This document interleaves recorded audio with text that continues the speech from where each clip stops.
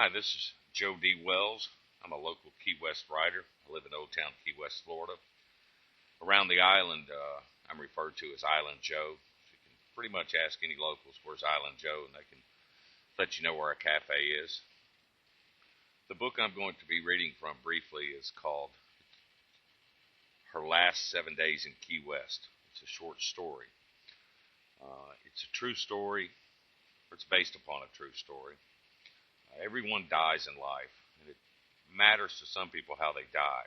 Some die in fear, others face it in death and accept their faith.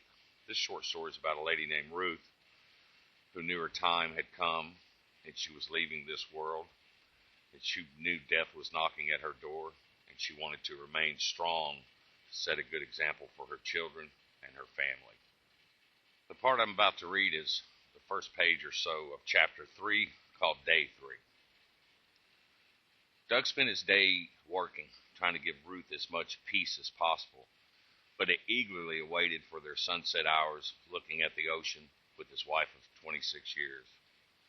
Taking a sip of her wine, Ruth spoke first. I never get tired of our view. I know I say this every day, but it's how I feel. I agree, and it never bothers me to hear your voice. Ruth asked, Did you look over the paperwork today? Yes, everything seems fine. Firmly, Ruth said. You need to make sure. I'll look at it again, Doug said. Please just get it done and tell me you think I signed everything I need to.